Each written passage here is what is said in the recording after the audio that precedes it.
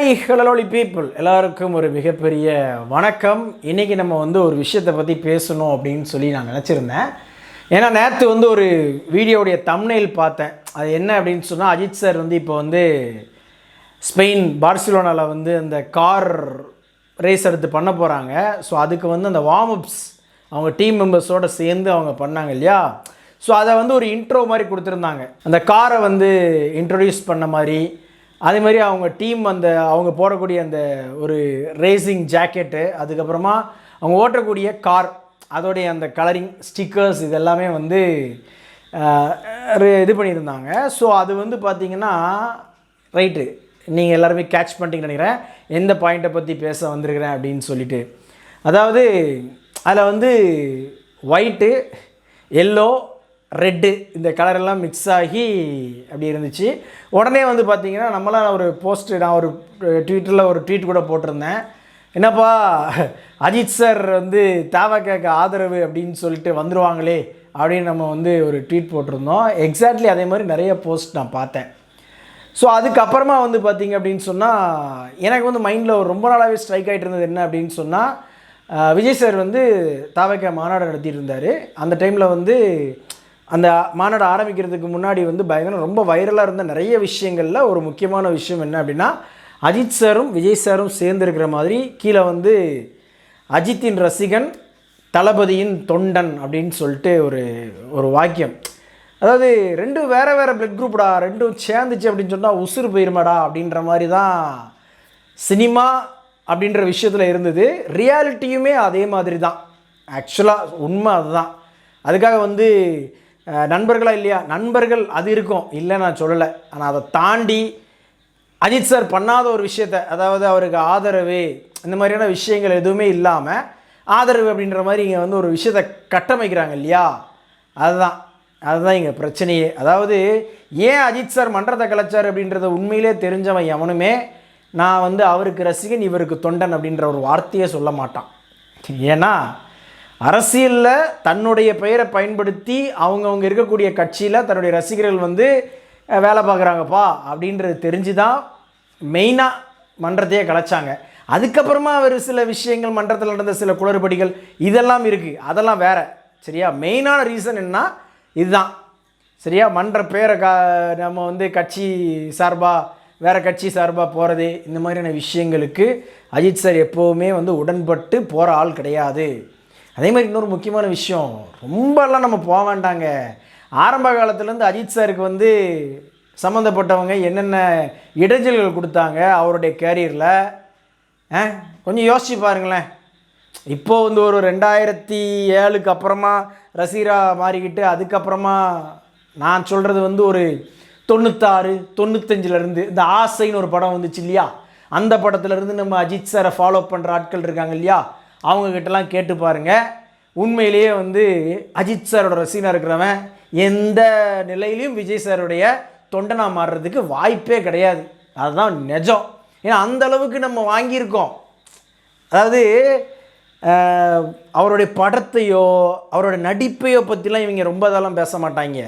நல்லா பாருங்கள், அஜித் சாருடைய பர்சனல் விஷயத்தெல்லாம் வச்சு இவங்க அசிங்கப்படுத்திருக்கிறாங்க, அவமானப்படுத்திருக்கிறாங்க, அப்யூஸ் பண்ணியிருக்கிறாங்க. அதெல்லாம் அப்படி டக்குன்னு மறந்துட்டு எப்படியா அவரோட ரசிகனை இவருக்கு தொண்டனாக போகிறேன் அப்படின்னு சொல்லி ஒரு வார்த்தை சொல்ல முடியுது உங்களால்? உண்மையிலே எனக்குலாம் ரொம்ப சங்கடமாக இருந்துச்சுங்க. நான் ஏன் இதை பற்றி இவ்வளோ நாள் பேசலை அப்படின்னு சொன்னால், நம்ம எதுக்கு அதை பற்றி பேசிக்கிட்டு அப்படின்ற மாதிரி தான் யோசிச்சுட்டு இருந்தேன். ஆனால் இப்போ அது பேச வேண்டிய சிச்சுவேஷன். ஏன்னா அவர் என்ன பண்ணாலும் அதை தூக்கிட்டு இங்கே அவர் இதற்கு ஆதரவு, ஏன்னா அது எவ்வளோ தூரத்துக்கு இம்பேக்ட் ஆகும்னு எனக்கு தெரியும்.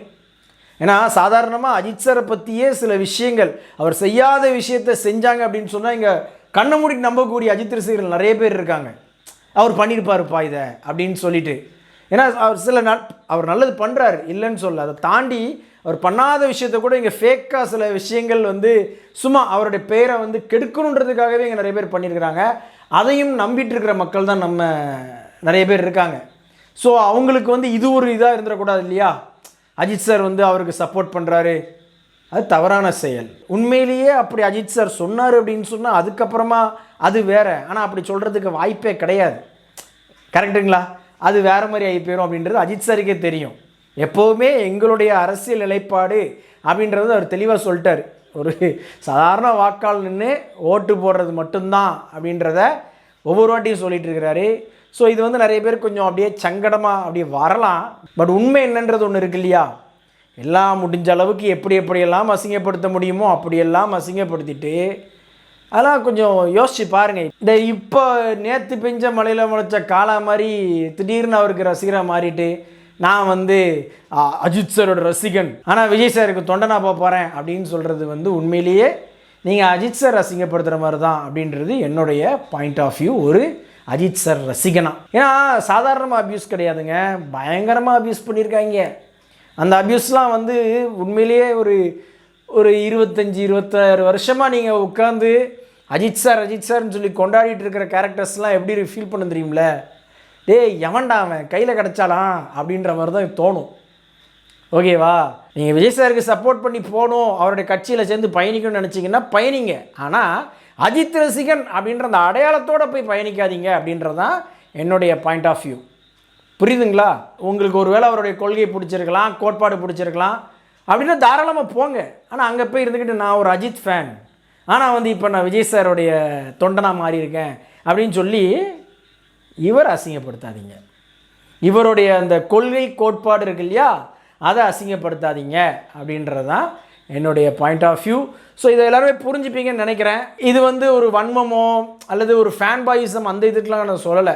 ஏன்னா அவ்வளோ நம்ம ஃபேஸ் பண்ணியிருக்கோம். அதாவது ஒரு அஜித் சார் ஃபேனாக அவங்களுடைய அப்யூஸ்லாம் எந்த மாதிரி லெவலில் இருந்துச்சு, எந்த மாதிரி ஒரு ஃபேமிலி அப்யூஸ் போச்சு அப்படின்றதெல்லாம் வந்து நம்ம அப்படி யோசித்து பார்த்தோம் அப்படின்னு சொன்னால் ஏய் அந்த பக்கமே நம்ம போகக்கூடாது.